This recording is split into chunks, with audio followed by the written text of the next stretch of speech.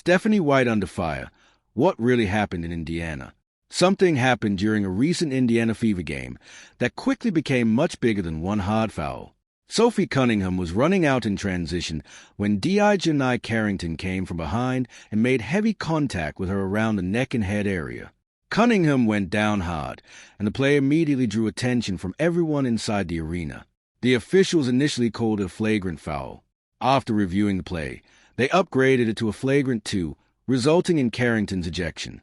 But the foul itself wasn't the only thing people were talking about. What really set off a controversy was what happened immediately afterward. As Cunningham was down on the floor, Stephanie White appeared to move past her and check on Carrington first. That moment was captured on camera, and once fans began circulating the footage, the reaction became intense. For many Fever supporters, the question wasn't simply whether Carrington's foul was too physical. The bigger question was, why didn't Indiana's head coach immediately go to her own player? And that question became even louder when White addressed the incident after the game. The play that started everything. Cunningham was pushing the ball in transition with very little between her and the basket. Carrington closed from behind, and instead of simply challenging the shot, she swung her arm across Cunningham as a Fever player continued toward the basket. The impact sent Cunningham crashing to the floor. She eventually got back up, but the incident created an immediate confrontation between the two sides. Cunningham was visibly angry, and security had to help keep the situation from escalating. The officials went to review the play. After looking at the contact, they determined that it crossed the line from a normal basketball foul into something more serious. The result was a flagrant 2 and an automatic ejection for Carrington. Even the crowd reacted strongly. As Carrington left the floor, fans began chanting Cunningham's name. That alone showed how much emotion had taken over the building. But the controversy didn't stop when Carrington walked to the locker room. It actually became bigger. Why Stephanie White became the focus. The attention shifted towards Stephanie White because of the footage showing her reaction. Cunningham was Indiana's player. She had just taken a major hit, gone to the floor, and appeared to be bleeding. Yet White's first visible movement seemed to take her toward Carrington rather than directly toward Cunningham. To many fans watching the footage, that was difficult to understand. A coach doesn't necessarily have to agree with every reaction from the crowd. A coach also doesn't have to demand the harshest possible punishment every time one of their players is fouled. But fans expect their coach to show concern when one of their own players gets hurt. That's why the image became so powerful. It was only a few seconds long, but those seconds became the center of the entire debate. Then White went to the post-game press conference. And that's where another problem emerged. White said she didn't see the play happen in real time. That explanation immediately drew criticism. Stephen A. Smith questioned how a head coach standing on the sideline and actively coaching could miss such a significant play. His argument was straightforward. If you're watching the game from the sideline, how do you miss an incident happening directly in front of you? Of course, there are moments during games when coaches don't see everything. The speed of professional basketball makes that possible. But the problem for White wasn't only whether she literally saw the foul. It was what she said afterward. Instead of making the conversation primarily about Cunningham's condition, White spoke positively about Carrington's competitiveness and physical style. She made it clear that she didn't believe Carrington intentionally tried to hurt Cunningham. That distinction matters. There's a difference between saying a player committed a serious foul and saying that player deliberately tried to injure somebody. White appeared to believe the contact was a hard basketball play rather than an intentional attempt to cause injury. But that wasn't how many Fever fans interpreted the situation. They wanted to hear their coach defend Cunningham, and they felt they didn't get enough of that. The bigger history. This controversy also didn't exist in isolation. Carrington had already been involved in other physical incidents that received significant attention. During the 2024 playoffs, she made contact with Caitlin Clark around the eye, leaving Clark with a visible mark.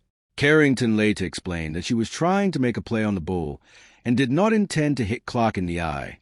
That incident became another major talking point because of the enormous attention surrounding Clark.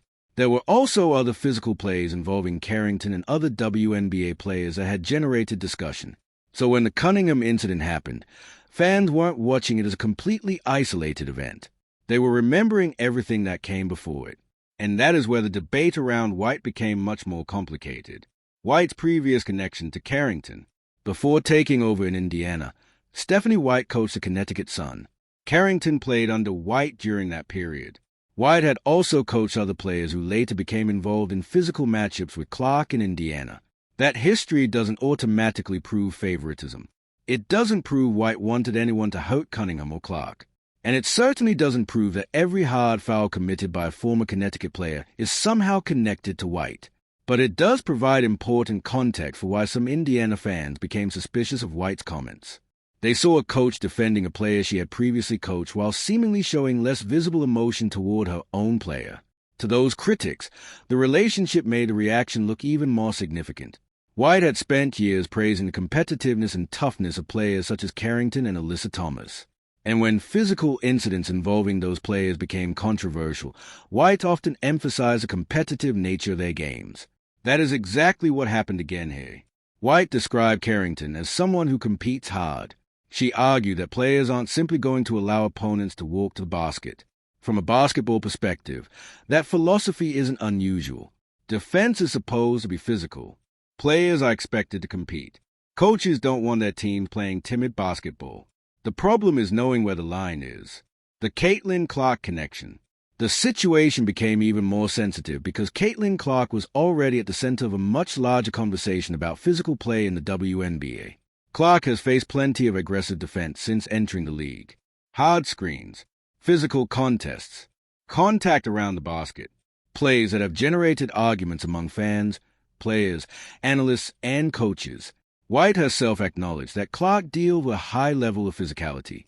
She had seen it from the opposing side before becoming Clark's coach. That admission became important because fans started comparing White's comment about Clark-related incidents with her comments about the Cunningham incident. They noticed similar language.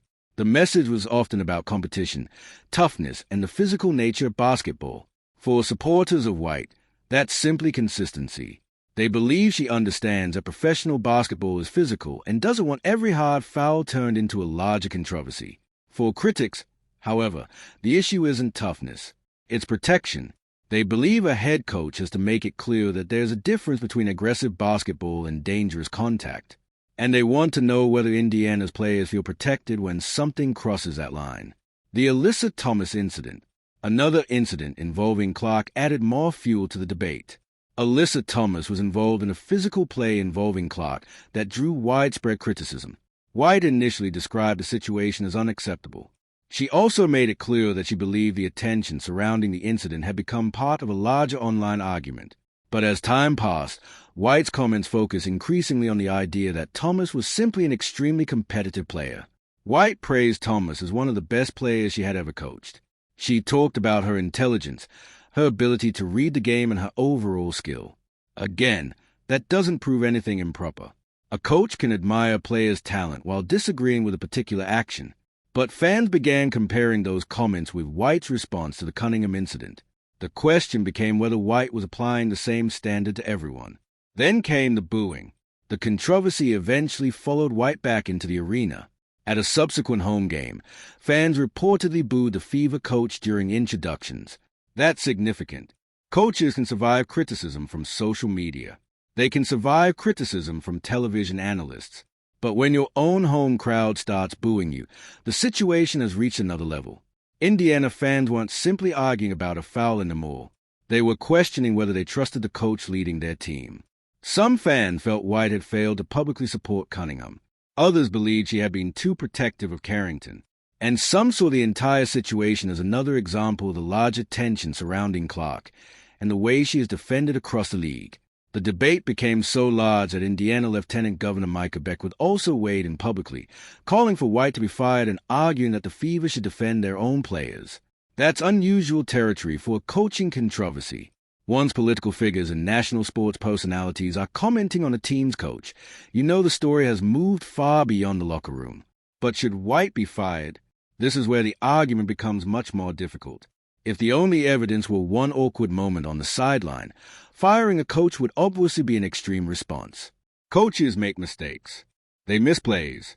They make questionable decisions. They say things after games that don't always come across the way they intended. But White's critics aren't focusing on just one moment. They are looking at the combination of events. Cunningham gets hit. White appears to check on Carrington first. White says she didn't see the play. She then speaks positively about Carrington's competitiveness. Fans remember previous incidents involving Clark. They remember White's comments about physicality. And suddenly, all of those moments are being viewed together. That's why the criticism became so intense. What Indiana has to consider. There is also a basketball question that can't be ignored. The Indiana Fever have important young talent. Caitlin Clark, Aaliyah Boston, Kelsey Mitchell, Lexi Hull, Sophie Cunningham. This is a team that has legitimate expectations. And when a roster reaches that point, the coach has to manage more than offensive systems and defensive schemes. The coach has to manage the locker room. Players need to know their coach has their back. They need to know that when something happens on the court, their coach will stand up for them. That doesn't mean blindly defending every action. It means communicating clearly. It means making sure players understand where the team's standards are. And it means handling difficult moments without creating another controversy. That's what Indiana has to evaluate. Not just one foul, not just one press conference, but whether Stephanie White is the right person to lead this group forward. The real question, the most important part of this story isn't whether Carrington is a tough player. She is. It isn't whether Clark received physical defense. She does. And it isn't whether White has a right to praise players she previously coached. She does. The real issue is whether Indiana's players believe their head coach will stand beside them when things get ugly. Because winning teams need trust. And trust isn't built only during the good moments. It's built when a player is on the floor after taking a hard hit. It's built when the entire arena is angry. It's built when the cameras are watching. And it's built when the coach walks to the microphone afterward and has a chance to explain exactly where she stands. That's why this controversy has become so much bigger than Sophie Cunningham and DiJonai Carrington. It has become a test of how Stephanie White leads the Indiana Fever. Her supporters will say she's defending competitive basketball and refusing to let the sport become consumed by outrage. Her critics will say she's failing to protect her own players and sending the wrong message to the rest of the league. Both sides have a case. But Indiana has to decide which one matters more. Because this team isn't rebuilding forever. The Fever have talented players, major expectations, and a window that could become very important. And if the organization believes White is a coach who can maximize that talent, then this controversy has to be handled and the team has to move forward. If they believe trust has been damaged beyond repair, then the decision becomes much bigger. So the question now isn't simply, was that foul too hard? The question is, does Stephanie White still have the confidence of the players, the organization, and the fans she is supposed to lead? That's a decision Indiana eventually has to make. And whatever happens next, this controversy has already changed the conversation around the Fever. The spotlight is no longer only on Caitlin Clark and what she can do on the court. It's now on the coach standing beside her. And everyone is watching. If you enjoyed the video, make sure to like, subscribe, and turn on notifications for more basketball stories, controversies, and analysis.